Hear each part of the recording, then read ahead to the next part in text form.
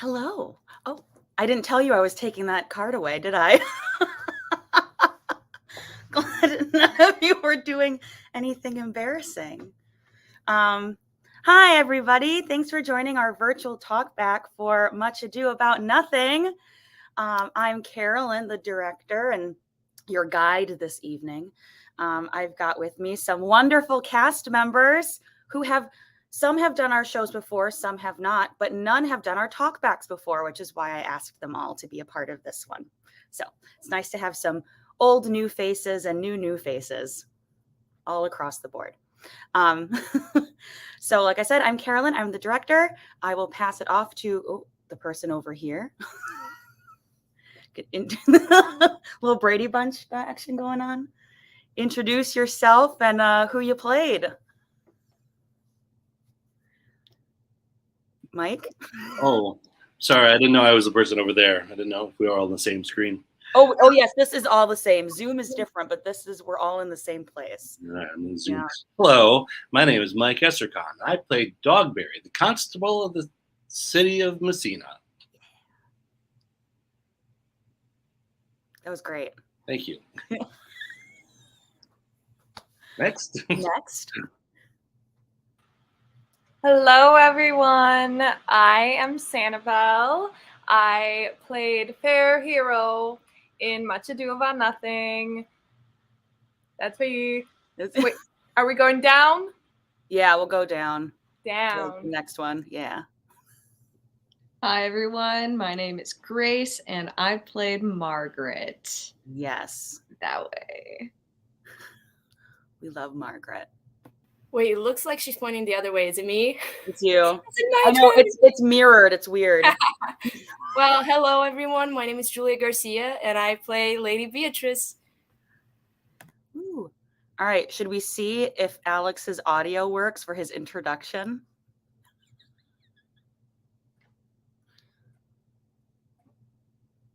Maybe not.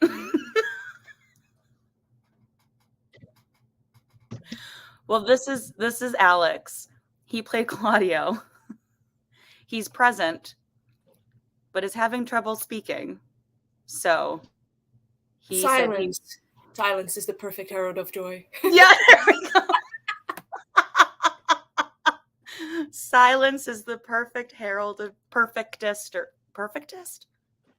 herald of joy. But he's here and he will type some answers so that we can still include him. We love technology. Fabulous. Well, thank you all for joining, who are watching, and for those who are a part of this. This is great. So let's get into it. I'm going to start with a question from me that I always like to ask people is, what first piqued your interest in Shakespeare? If at all. If you don't like Shakespeare, don't answer. So, yeah, what first piqued your interest? Anyone who wants to answer? Otherwise, I'll go, but people don't need to keep hearing me talk. But I can. I'll start. Yeah. Hello. So I imagine, like most people, Shakespeare was imposed on me in high school with Romeo and Juliet and Julius Caesar. I don't know why those are the go-to ones. They're okay, but they're the go-to ones. And I remember thinking they were okay. Then I went off to college, and I had some free time. And I was wandering along the library, and it occurred to me I could actually read anything I wanted to. And so I grabbed Shakespeare and I grabbed Othello. I read it to myself, and I loved it. I was like, oh, there's so much more to Shakespeare than just Romeo and Juliet. And so it was my own initiative. Go to the library, kids. That is a great plug for supporting your local library. Mm-hmm. Yeah. They got all these books. All of them and more. Anyone else? Yes, go. For me, I also was introduced to it in high school, and I hated it in high school. I was like, I'm never, ever going to get this. And then I had to take Shakespeare classes in college as part of my theater major. And we actually got into like breaking down the words and solving it like a puzzle and just learning to appreciate the language. And that's when I just started to really appreciate it, I think. Awesome. Anyone else? Yes, Annabelle? So I grew up in more of a theater family. So of course they all told me about the more significant theater like people in history. So Shakespeare being one of them, of course. So I was always really into it, and I actually went to Barnes and Noble and I found a big like encyclopedia, like Shakespeare sort of deal. It's like one of those big thick ones, and I had to get it. So that just piqued my interest right away because I thought it was so interesting, even though I literally knew nothing what it meant. And but further on, I did like read a few plays, including Much Ado just last year in high school. So yes, that has definitely always been a big passion of mine. I love Shakespeare. So you just like decided to jump off the deep end and just get like the complete works? Of course. Of course. You gotta start somewhere. Fab. Anyone else? Or you want to hold off? I can share mine. Everyone kind of knows mine already. I put it in my bio. Mine was in 5th grade. My elementary school drama teacher, Dana, shout out Dana, she made it part of our curriculum that all the 5th graders had to do a Shakespeare play. So she came when I was in 3rd grade. So that year, the 5th graders did Midsummer. And then the next year they did Taming of the Shrew. And then when my grade was in 5th grade, we did Macbeth. And she said, I'm never doing a tragedy with 5th graders, never again. It was just a lot. It was that good. Was that good. I have it on videotape. But she said that she chose the plays based on like the personalities of her students. So I really don't know what that said about us. that she chose Macbeth for us to do. But I played Lady Macbeth in the first half of the play because another 5th grader played her in the second half. So I got to play the murderous Lady Macbeth, pre-Queen. And so since elementary school, when my drama teacher started introducing us to Shakespeare, and it just stuck with me and continued learning it and loving it and sharing it. Yeah. Fab. Alrighty. Claudio is back with us. Well, kind of jumping off of that question, we got this question that came in earlier. Have you studied Shakespeare? And if not, how did you prepare for this production? So I'm assuming maybe a little bit more than just having to read a play for school, which I feel like we've all done at some point. So Go if you need me to. Yeah, go for it. In college, you have to study Shakespeare, of course. And so we had a semester of Shakespeare, and that's when I learned all about scansion and all about the text and all about Shakespeare, really, and in depth. And so having that background really, really helped me with this production because, it helps learning your lines, first of all, because Shakespeare is so much about the text and the words. And really, it's all in there. Everything else, the emotions and the acting always comes after the words, especially with Shakespeare. So that really helped me get into the text. So yeah. Awesome. Was it just one class you took there? One class of Shakespeare, and then the next semester we did we did Restoration, which is period as well, but then it's comedy. So we get a little bit of period, 2 different period classes. Yeah, So yeah.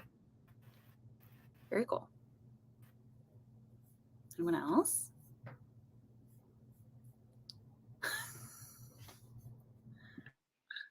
I took a Shakespeare class at St. Norbert College. I don't know if we would have had the same professor. He was fairly old when I was there. I don't remember his name.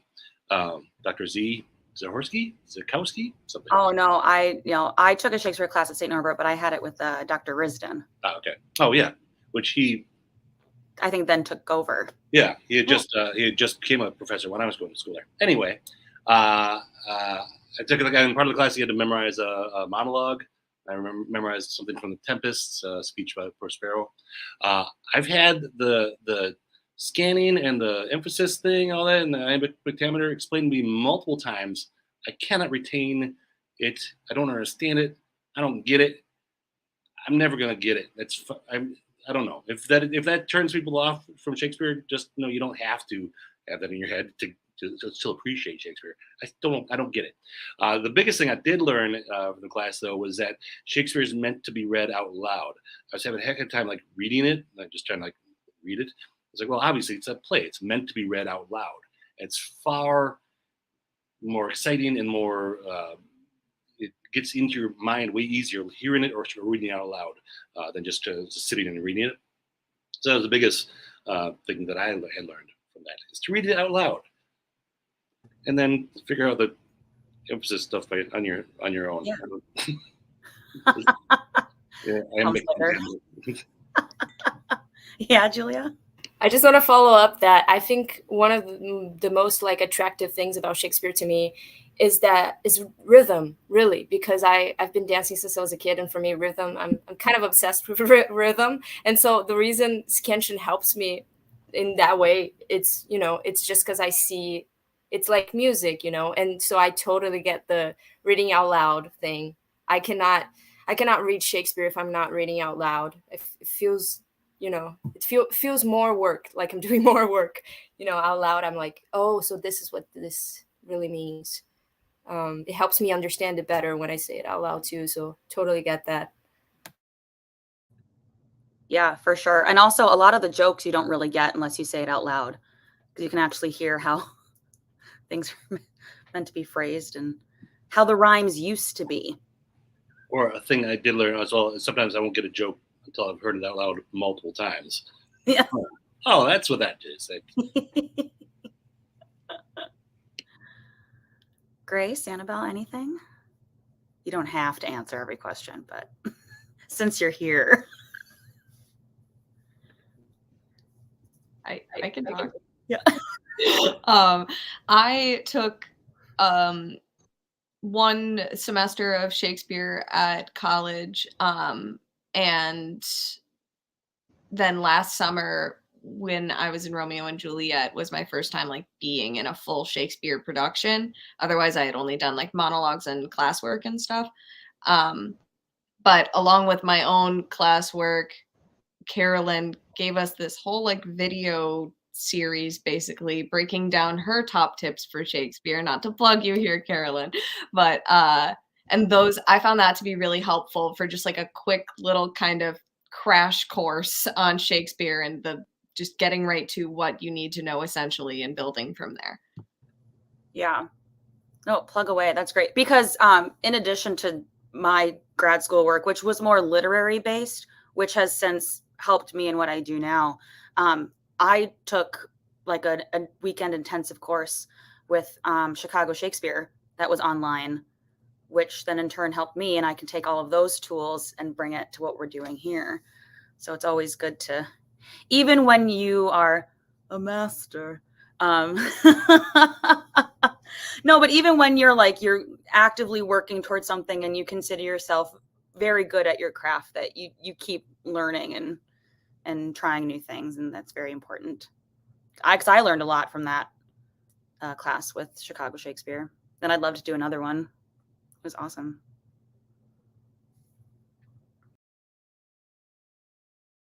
I just took myself out. I didn't mean to do that. Bye. That was like a mic drop. Boom. The look of panic on all our faces. So it's like, oh god, the director's gone. What do we do? Quick, Mike, say your Prospero monologue. No.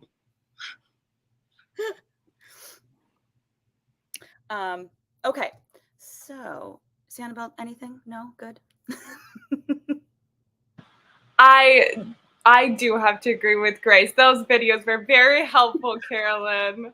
I loved those videos. I Thank just you. enjoyed watching them. But no, having not been to college yet, of course, I don't have much experience with Shakespeare dialogue, but I do have good resources living with me. My brother, of course, he graduated from Point as well, and he took those Shakespeare classes, and he's offered a lot of help and information when it comes to that stuff. And yeah, he's always been really helpful. So that's one thing that I've got going for me here. But yes, it's always the videos help the best. I love them, Carolyn. Oh, good. I'm glad. Maybe I'll make more. But no, it's nice to, like you said, your brother went through all that and he knows. So using those connections, especially in theater, using those connections is really good. Fab. Looks like we've got, oh, this lady here, this lovely lady here. Did you come away with any new insights on Shakespeare? So many. Where to begin?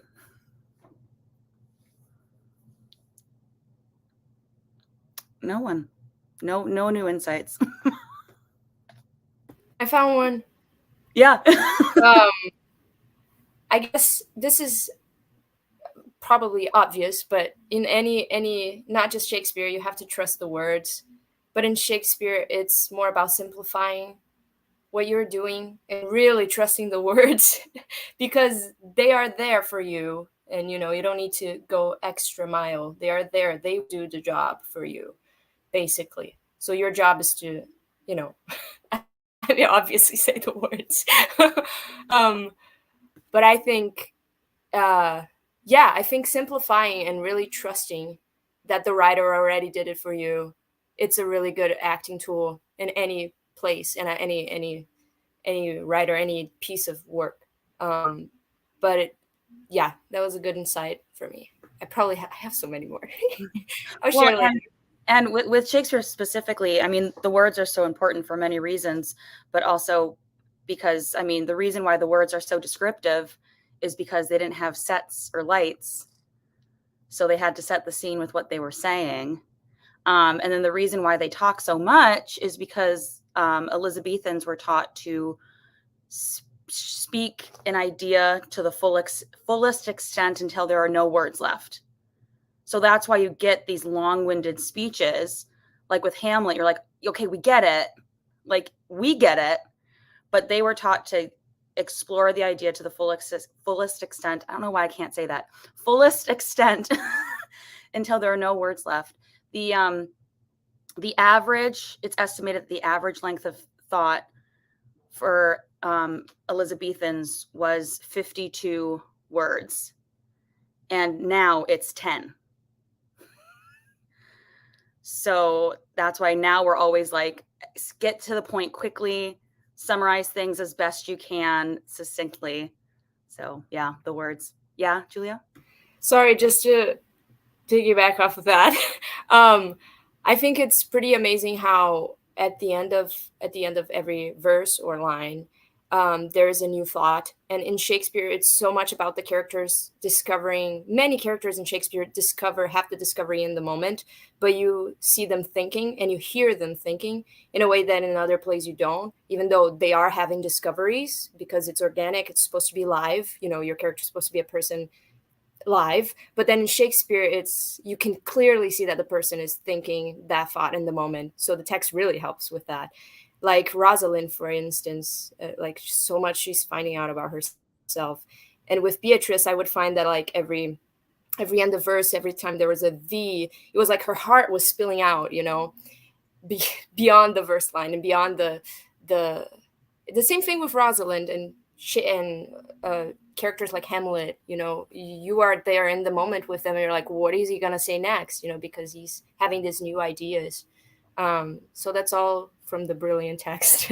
Yeah, it's a lot of that active thinking, which I Mhm. know I harped on a lot in in rehearsals. Yeah, you have to think as you're saying it. You can't think and then say it with Shakespeare. Yeah. Yes, Grace. I guess kind of going off of that and the importance of the text, I think with this production, we also really emphasized the importance of knowing not only what you're saying, but what everybody else is saying and what you're doing fits into the context of the overall play and everything. Because sometimes with like 5 acts, it can get really confusing. Um, and I just think really like learning to listen to everything was really key to our success with this one.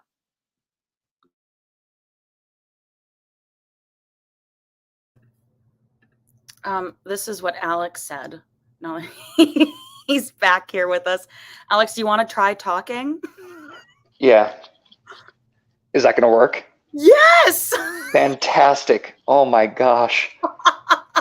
I mean, I was having a great experience over here. Don't get me wrong. I love listening to everyone's insights. They're beautiful. They're wonderful. So what my takeaway from the show? What's that? I said, but now we've got yours here. I can even take your text down because now you can speak it. So something that kind of struck me for this time is that Claudio's journey was so emotionally distraught.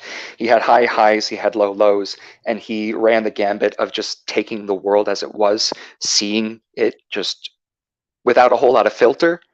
And to translate, I guess, not a whole lot of judgment either, but just quick thinking that got himself into trouble. And so being able to commit to that with this character and through the text, just everything became so raw for that character. And I would start to see the same sort of dynamism in each character's journeys from watching them go through the same moments. And I didn't know why this is the first time that had been so transparent to me in doing Shakespeare. But something about the elevated text, or just even the time it was written from, it sometimes feels like it's hard to connect to with a sincerity. Love that. Keyword. Teresa is very glad that you were able to connect. And time to give such a wonderful response. Oh, I think also, Juliet, you're getting some good nights here. Hi, Mom. What a fan base. What a fan base. Oh, here we go. We got this question ahead of time. What did you like most about performing in a park, and what did you find the most challenging part about it?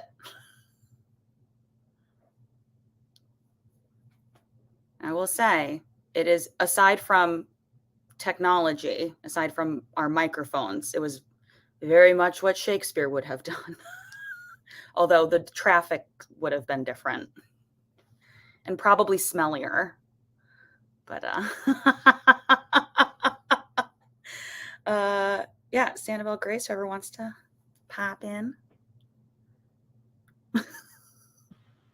I love the sounds of nature, and it was beautiful just sitting, performing out in nature. I just feel like it's a whole nother experience that I feel like everyone should experience. And just the fact that there was those food trucks, and you had your, it felt like the whole Green Bay community was coming together as one, and we're just having a little cute fun watching Shakespeare in the park.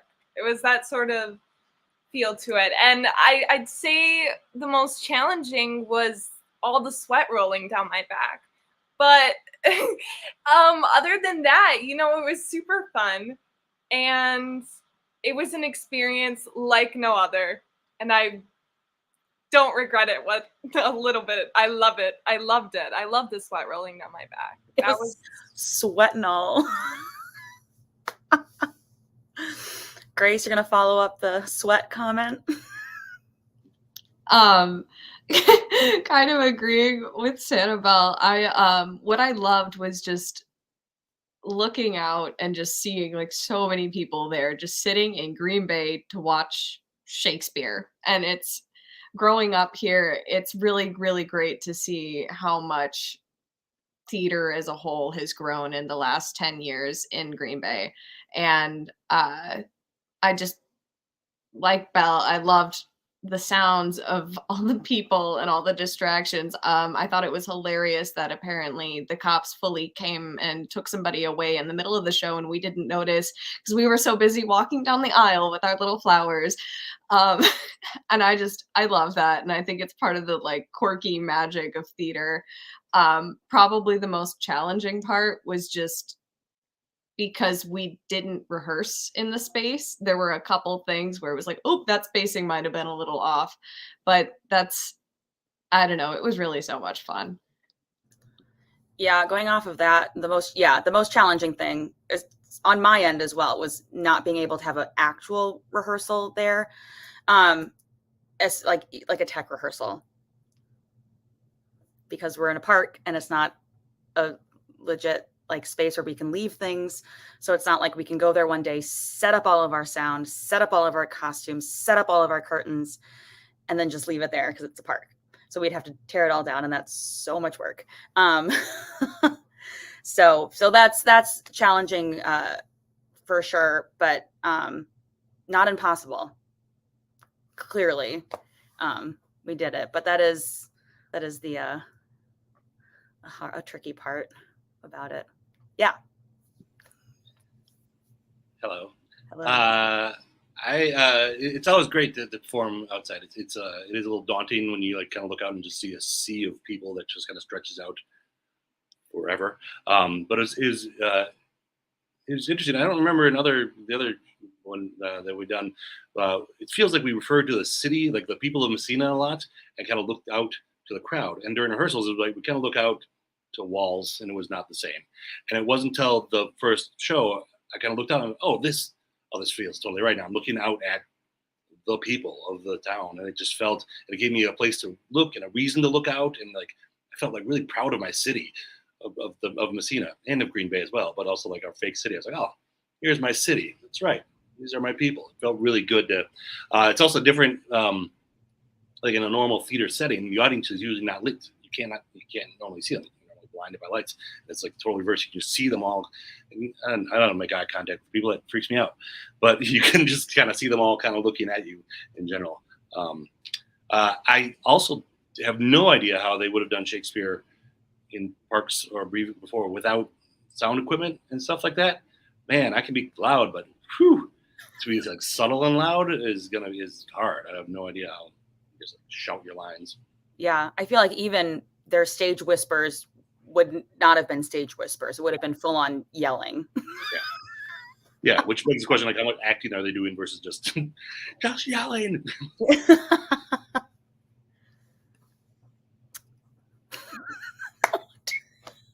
How many arrests happened during Shakespeare? Who knows? Maybe a lot, because the Globe and other theaters of the day were in the seedy parts of town. So probably many things. Does anyone else want to answer? Can I? Like that? Yeah, and then we'll do Julia and then Alex. I think sorry. I feel like a teacher. You and then you. Thank you, Coach. Right now, I'm kidding. I think my favorite part, the audience is everything, especially like in being outside and being able to, because their faces are lit, and being able to break the fourth wall, which is something so people love when you break the fourth wall in Shakespeare. I think it really calls for it. And the interactions that I did have with people during both shows was super cool, because they would respond to me. They'd be like, oh, it's okay. Or, you know, when I would be like, sorry. Or, you know, and each person has a different energy to them, but you see people smiling at what you're saying, and that you feed off their energy. And, you know, I think every show needs to be like that, because every show is an interaction of storytelling. Like, they're there to hear what you have to say, and you have to hear them back. And those were really rich connections for me that made, you know, Bia more excited, I guess. So yeah, the audience was really cool in the park, because it's different energy than inside, indoors. Well, and yeah, and I mean, Shakespeare wrote for the people. And so I think it's safe to say that when they were performing, they absolutely would break the fourth wall constantly and acknowledge the groundlings there. Yeah. Alex? Yeah. One thing that was immediately apparent about performing in the park amongst that sea of people, you know, you look left, you look right, and they're coming at you from every angle, is that they have a choice to not be paying attention to what's happening on stage. And it's our job to be compelling. They have a choice to not, you know, sit there and leave a show that was a free opportunity for them, for all of us doing theater in that park. But we were compelling. And having to balance, you know, trying to, you know, fight for their attention rather than just letting the naturalness of the show speak for itself was the challenge for me. Is just trusting that people were going to be there for a reason, that they came to see Shakespeare, they came to be entertained, but that at any point, you know, some truck going by could capture their moment's notice, and they lose you for a second. It was hard to relent that kind of control to their interests. Mm-hmm. Yeah, and like when the police show up and arrest someone, I will say that moment, it was handled very well and did not disrupt anything. But and the anything was my wedding. They tried to upstage me at my wedding. Yeah. Literal wedding crashers. Oh my goodness. Oh, here's another familiar name. How do you handle moments that don't go perfectly while performing? You were all so poised, from microphone challenges, AO, and impending typhoons. You were fantastic. Thank you. Well, the microphones, yeah, I mean, that's always an issue. And when you're outside, I mean, you have all these different sound waves and things, and people are constantly running around adjusting. And because, right, we don't have a tech rehearsal, so everyone's just warned. Like, you just keep going. It may not sound great, or it might go out. You keep going, because we're working on it. But I mean, we had some technical snafus which were expected, and y'all just kept going. It was awesome, and no one really cared. They were like, it's a free show and we're outside and we're having a great time. And yeah, the weather, that was great. Yelling at everyone, talk faster. And we made it. We did it. I think it's really funny. Oh, sorry, I didn't raise my hand, but my hair became a character of its own. And so, because it was so windy, and so, you know what, I was like, you know what, you will be a character too. And so I started speaking with putting my hair back and be like, sure, you know what, you be whatever you want to be. It was really becoming alive in the wind. And so yeah, I guess that's something like, too, right? The wind. Right. Never rehearsed with wind. Mike, did you have something? Oh, yeah, it's just the base idea of how do you handle moments that don't go perfectly. That's why we do live theater. If I wanted the perfect thing, I'd watch a movie. But the part of the thing with live theater is things go wrong, and the actors just keep plowing forward anyway. They either fix it, or they just blindly ignore it, or the momentum of the show just pushes past that moment.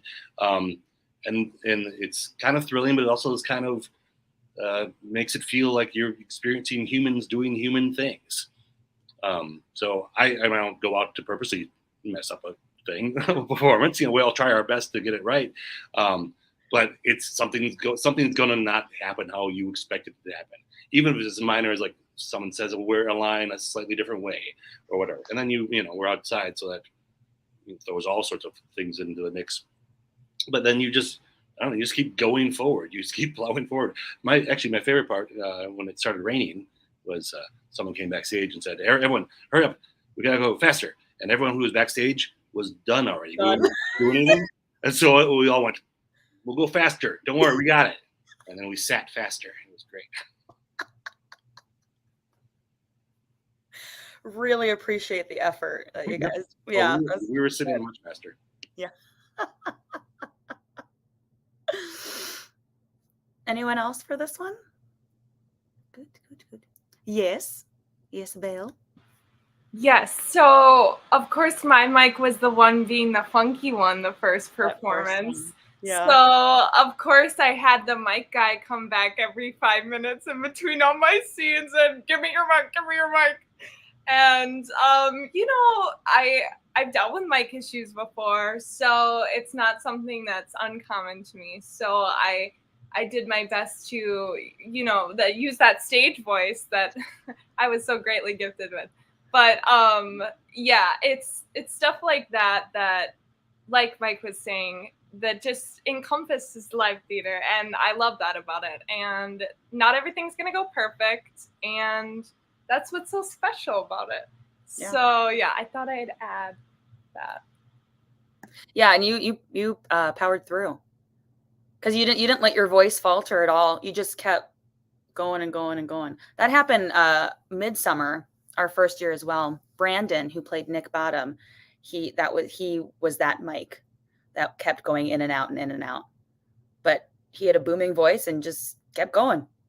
That's what you do. Yeah, fab. Here we go.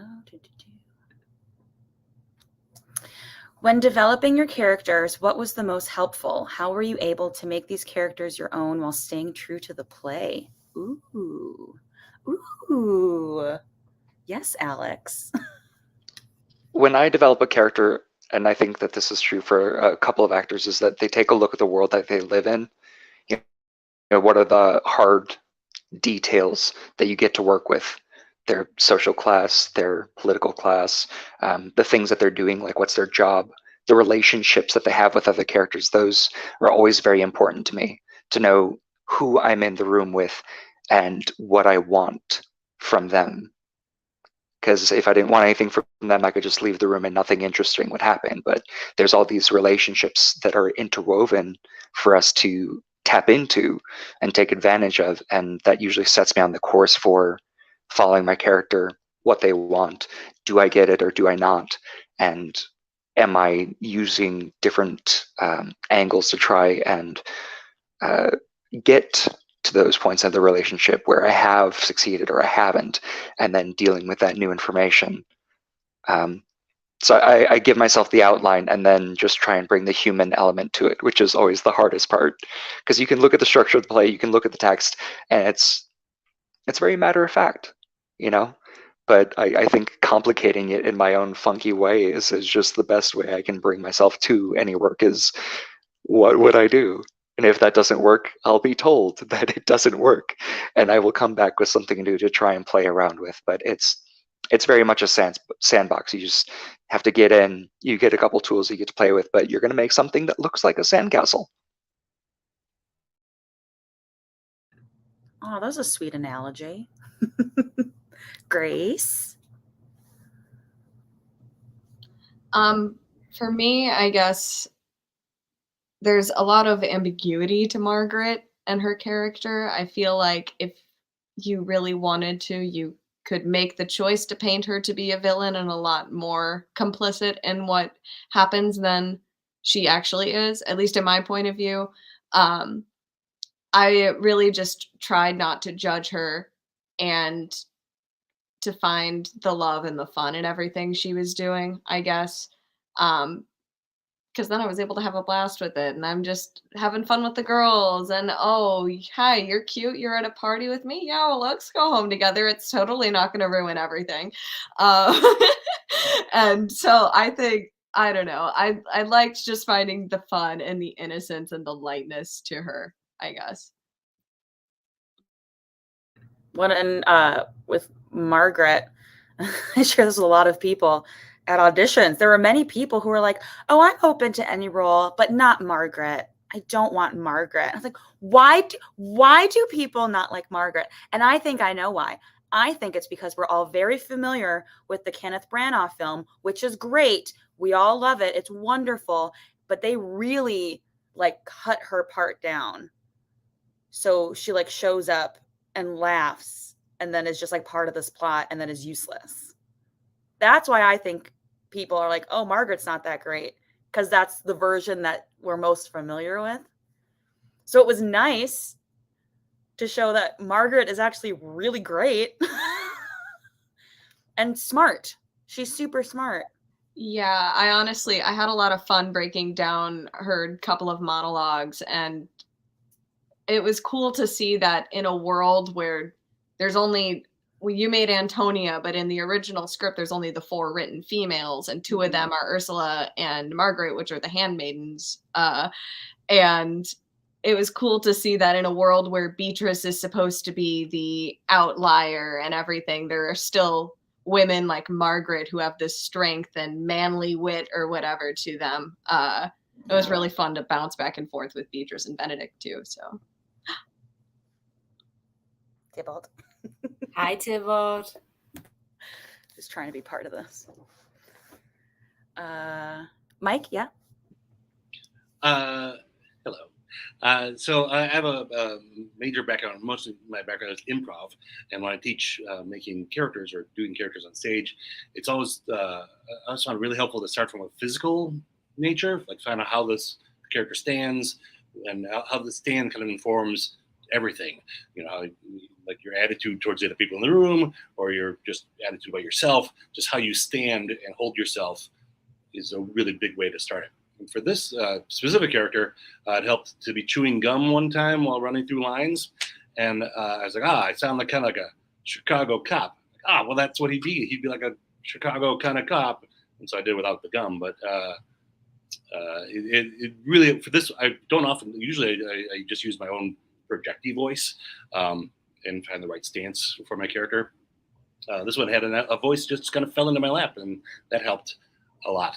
And then you just try different things, and then believe in the director that she or he will tell you to stop doing things, or to tell you to do more things.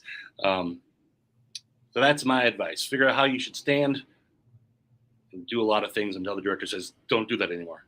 Yeah. And I like you mentioned the standing because with Shakespeare, I'm kidding. Teaching mode again. Shakespeare characters are always in a state of readiness. They're always going somewhere. They're always doing something. They're always saying something. And so you have to have that stance or the physicality where you're not tightened up and you're not stuck. You have to always be ready to move and do something. So yeah, finding that stance, finding that comfortable physicality is really helpful. Yeah, Julia? And so the physicality helps so much because once you're you and you're at rehearsal, your director will look at you and be like, if you're this, I'm going to make the character a little bit more this. And that's easier for you. For example, with Beatrice, I'm very playful and I like to move around a lot. And so we realized that Beatrice could be super, at like the party scene where she's a little bit tipsy, she could, jump around. And I love to jump around. And so, you find ways to make it your own, because no matter how much like a character is a character, it's much easier if you, find ways in which you're similar. And it's a little bit like Alex said, like if you draw a square, how far can you go and still be in the circumstances of the play? Like you have to take risks and explore that, because if you don't, then you're going to be just one thing, and you want your character like to be many things. Like Beatrice can so easily be, you can fall into the trap of like, I don't care. She doesn't care. She cares a lot. She doesn't like to show that she cares, Mm-hmm. So, having those layers and going back to the simple meaning of the text to help, form a character. Yeah, Mike, you had your hand. Oh, I would so and add with other people who aren't here or not, or like smaller characters. It's really interesting to me when you're chatting with people backstage about the play or the characters. Everyone's like thought through their character and has like more backstory for their character. They know like what their character has done beforehand and what their lives are like normally. Even like the smallest characters, like the messengers. I was doing this thing earlier in the day, and between this scene, we were at the bar or something, and it's just stuff that the audience never gets to see, but it informs us. And if we talk to each other at all, then it informs each other. So I thought it was very fun. But no matter how small the character is, they still exist in this world and have knowledge of stuff. Yeah, exactly. And like you said, even though the general public and the audience may not know all those details, it certainly helps make the characters more vivid on stage. Because I tell you, when the members of the Watch first come out and they're chatting with each other, I changed my name to Watch so that I could join. I mean, it's not all brilliant backstories. No, but I mean the fact that you have it and it just infuses so much into the play. It's just awesome. I want to add something onto Julia's. What's also really nice, and we discovered together, because there are some things I didn't really pick up until we were further along in the rehearsal process, was what other characters say about other characters. So like we discovered that, what can we do with Beatrice? Something's not quite working. Well, Leonardo says, oh, she's never melancholy. Great. Now we know she's never melancholy. So you listen and you pay attention to what those other characters say, and it just informs you so much about your character and how they're seen by everyone else in the play. Yeah, Sandoval? I was going to say the one exception to that was my short hero comment. But well, that's why we were like, well, maybe when you say it, you can bring attention. She's not really that short. No, it was fun. It was a cute little quirk. But I did want to add that I love thinking about like the dynamic of certain characters and their relationships. Like I was really drawn to Beatrice and Hero and their dynamic, and kind of thinking about their backstory and coming up with ideas of how they might be so close. And I feel like that really helped when it came to developing the characters and realizing or recognizing really why they're here and what their purpose is in these relationships. So I really enjoyed like thinking about that aside. Sorry. Yeah. Yes, Julia. I just love what Sandoval and I did, because when you don't know someone, we met 2 months ago, and when you don't know someone and you need to play someone who you've known all your life and grew up with and slept in the same bedroom, you need to come up with stuff. And I was like, hey, we need a secret. We need a story with like Leonardo. We need something that happened in kindergarten and only we know about it. We need a handshake, and all these things I think really informed how we thought about each other. And that translates more to the audience, because it felt really real for me that she was really my cousin and my sister and my daughter, and all these things that Hero is to be. So yeah, I think building those up with someone you don't know really helps you, be there, be present. Yeah, definitely. Julia, I think we may need you to translate this for us. Do you have the intention of taking this play to the theater indoors or just in open spaces? Oh my goodness, that's a good question. Well, I mean, I always would love to do Shakespeare in more places, but for now, keeping it in the park in Green Bay because it's different. It's the only thing like it in our area. We've done it since 2019. It's also a great partnership with downtown Green Bay and Old Main Street and the Parks Department. You bring it into a theater, you have to now pay rental of the space.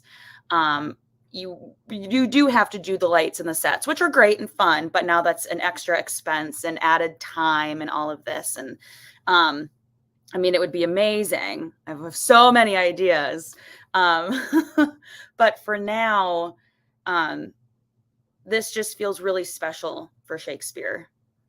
And aside from, of course, Door Shakespeare up in Door County, they perform outside and they are their own entity and they're brilliant.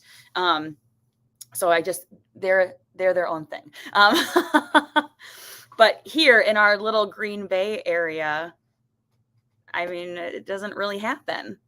And I think, especially now that we're clawing our way out of COVID, it's nice to be able to perform and do it outside and just have everyone congregate for free. And it's fabulous. What do you think, Tybalt? Okay.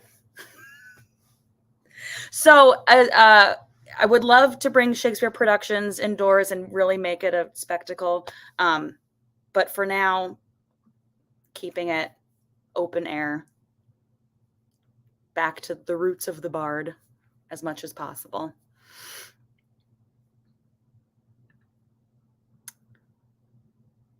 Oh, thank you. Yeah, the Fleetwood Mac music, I was very proud of. For those that weren't aware, yes, all the music was Fleetwood Mac, and it was all specifically from the Rumors album, which, of course, very much on theme with Much Ado, all the rumors, all the gossip. I love incorporating music into Shakespeare. A lot of his plays already have music written for it specifically. For example, Much Ado had Sigh No More, had the lyrics in there, but of course, no actual music for it. But Shakespeare's plays, especially his comedies, are very musical. So I love to include music in them somehow. But I didn't go into this production with Fleetwood Mac in mind. That kind of just started. I was actually listening to Taylor Swift at first. That would have been a different show. It would have been different. I was listening to the Evermore album, and it was one, I forget which song it was in particular, but it was one song, and I was like, oh, wait, this could work. So then it became more of a hodgepodge. How could I find other thematically related songs from multiple artists? It wouldn't have just been Taylor Swift. I would make that very clear. I just happened to be listening to Taylor Swift when I was thinking of music. So it was became a hodgepodge of things. Kind of like Romeo and Juliet was kind of hodgepodge, but still like very much similar style of music last year. But then I love Fleetwood Mac, and so I listened to them a lot. And so I was listening to the Rumors album. I was like, wait a second. Quite a few of these songs could actually work in the play. Because I had my specific moments where I knew I wanted music. And then when I had the idea, let's see how much I can incorporate from the album, I found more moments of music, which was great. And then asked my dear mother to write up a quick ditty for arrangement for Sigh No More, so we could keep the theme of Fleetwood Mac going. Yeah. I was very proud of it. I thought it was fun. And the live band, they were amazing, our little combo. They were fantastic. Shout out to Dustin, Tony, Casey, and Matt. Yeah, they're so much fun. And it also felt like the vibe for Much Ado. It very much fit the vibe, I felt. So that kind of laid back and just chilling, just vibing. Yeah, it was super.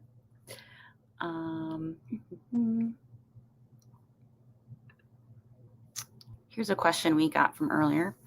How do you find performing Shakespeare differs from performing other types of theater?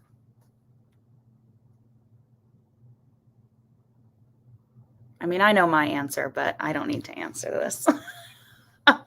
Yeah, Mike. The words are trickier for me. It's just harder to get them out your mouth. There, I mean, it's lyrical and poetical and stuff, but it's not written in modern parlance, modern talky talk, the way people talky talk now. Modern talky talk. Yeah. So for me, there's multiple. Even actually, during the final production, sometimes the words were just like not all working their way out the mouth. That was my problem. But when they do work, they're great.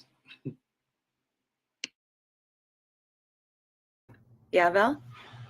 In some ways, I actually found Shakespeare's dialogue to be very easy to memorize. I don't know if it was just because it sounds like song lyrics and it's like you're singing a song and it's almost like a rhythm, but like when I recite the lines over and over again, I was like, wow, these are somewhat easier to memorize than some normal dialogue that I would memorize in any other show.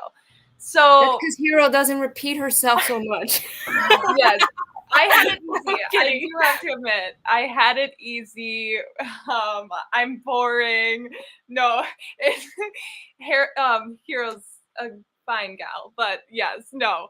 I just found it easier that way. I liked it. Well, Just having a hard time. That brings in Mike's favorite iambic pentameter that he doesn't understand. That's the sing-songiness, the rhythm. Yeah, because Hero was one of the few characters that actually did speak in iambic pentameter. And so because of that, you get, okay, well, I have my 10 syllables in every single line. So yeah, you fall into that and it helps you get that. But for Much Ado, a majority of it is not that, actually. It is a lot of just prose. So it is more so, I mean, it's still not contemporary, but it's more so written in that style because it's not that sing-songy iambic pentameter that we're so used to. So in that regard, it can be kind of trickier to memorize because you do have a lot of just like shorter one-offs and stuff. Yeah, Mike? I just want to add, I think I've done other Shakespeare plays too, and I played a Touchstone in another. He's a clown. As You Like It. There you go. Yeah, and it's tricky playing the clown roles because often they say like really archaic jokes that aren't, even if you know the reference, like it's still only kind of funny, I guess. And so working the archaic references, either like just pretending that everyone understands you, then like present it in a way that people will get the basic idea of it, is really tricky. But I found that with the comedies, often like his broader comedic ideas are easier to do. But when they're like comedic moments that are like wordplay, some of the wordplay is not wordplay that works anymore. Yeah. And we have to either adjust it or perform and present it in a way that the audience may not understand the words, but they understand the meaning, which is a little tricky to do with some of the wordplay. That's it. Yeah. Oh, for sure. That was really good. And Mike had it harder because his words meant the opposite sometimes. Yeah. Right? You used the wrong words on purpose. Believe me, that was really hard to do. And it did it brilliantly. There was one line I'm supposed to say most tolerable and not to be endured. Every time I'd come up to that line, my brain would just stop and go, this doesn't make sense. And I'd have to go, yeah, I know it doesn't make sense, brain. Just do the thing that you're supposed to. And every time. It was fun. I loved it. Called malapropisms. Grace? I would say definitely the root of the biggest difference would be the words, obviously because of the way the language is written, but also we kind of touched on it earlier. Shakespeare gives you as an actor everything that you need in showing you how you should be feeling and thinking and all of it in lieu of stage directions and everything.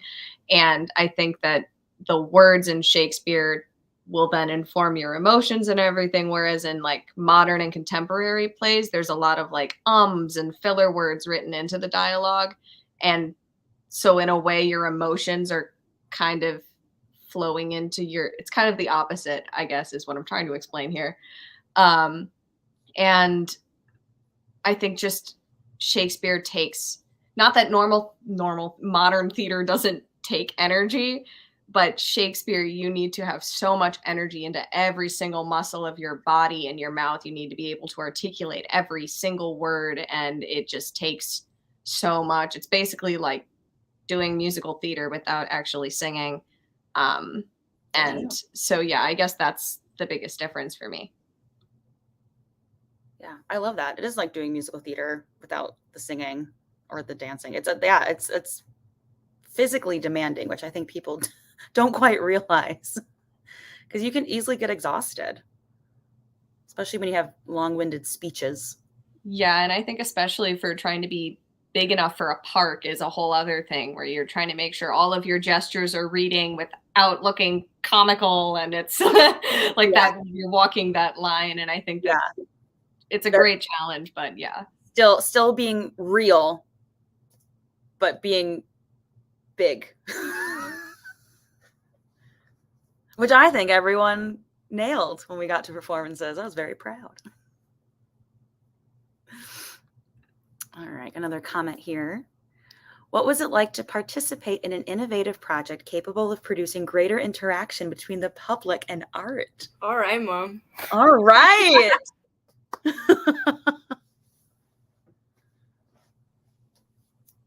Oh, there's a dog. All the animals are coming out now. Yes, Alex? The question points out challenge and the interaction. I think I want to say that being a part of this production shows me how much talent is in the area, how much dedication to performing to our own craft, to telling stories, and how vibrant that is in this community, but also recognizing that we had some people visiting from other communities bringing their own energies. But I appreciate being able to see all the talented people doing this thing that they love so much. Oh, I love that. And I'll touch on or harken back to what a lot of you already said, which was seeing how many people in Green Bay came out to watch a Shakespeare play on a Sunday afternoon or a Sunday evening, and the fact that, wow, this matters and it's working and people like it, and it's awesome. Who knew?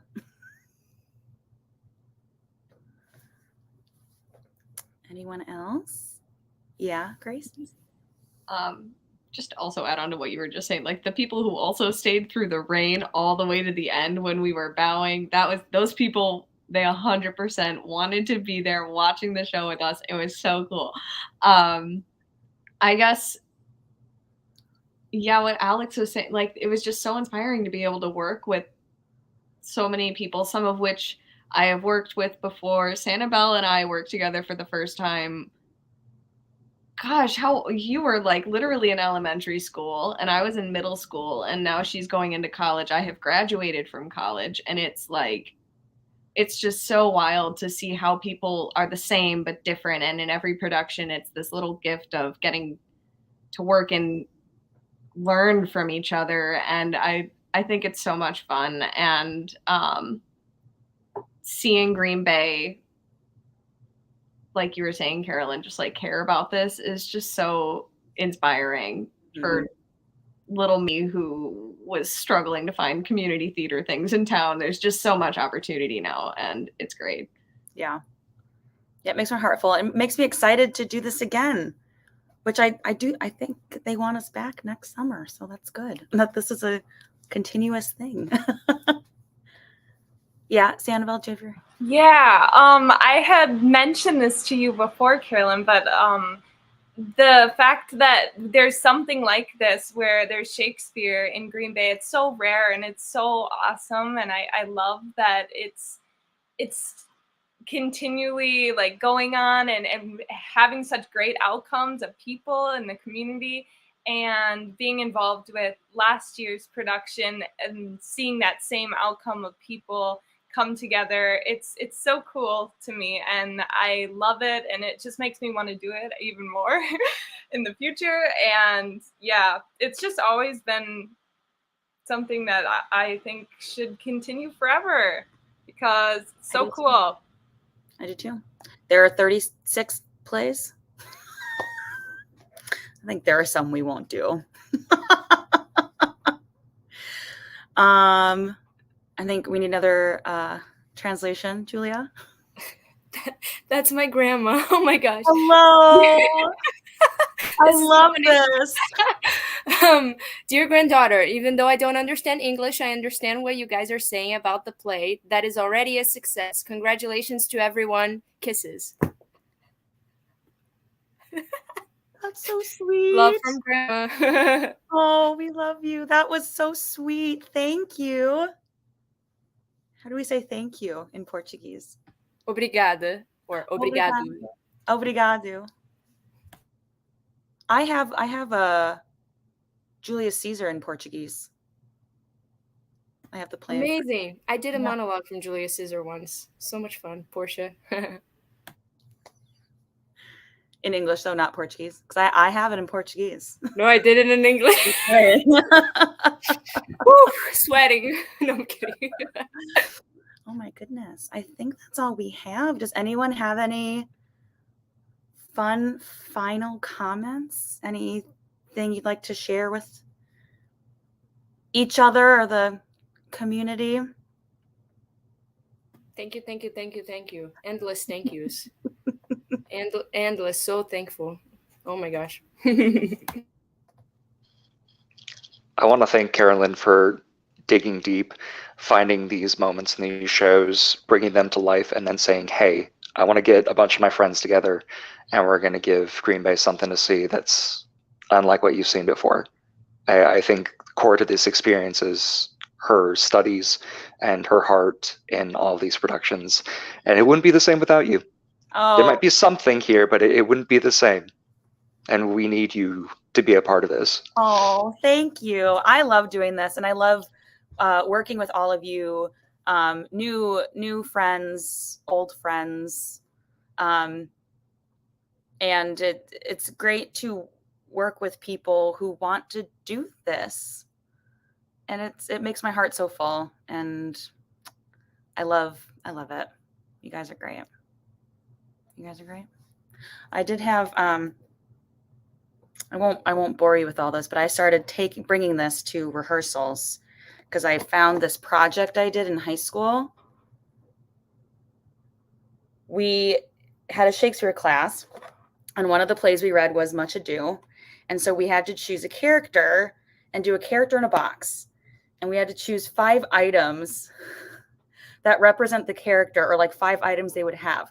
So I chose Dogberry because Dogberry is my favorite character. I got a 100 on this, by the way. So I gave him a cell phone. This is a cardboard cell phone, kids. This is what cell phones used to look like. And I had, quotes with it from the play. So he would have a cell phone because Dogberry loves to hear himself talk. And he just loves to ramble on and on and on. So anytime he feels like talking, he can just call someone up on his cell phone. A dictionary, because, we talked about the words. That he does not use. He does not use. His police badge, which you wore. Yep. Because he takes his job very seriously. A Band-Aid, because he gets easily hurt, such as when Conrad calls him an ass. So he can cover it up. And a mirror, because, even though no harm was done to him, Dogberry insists that Conrad be punished for calling him an ass. At the end of the day, it's all about Dogberry, so a mirror would serve well to nourish his conceitedness.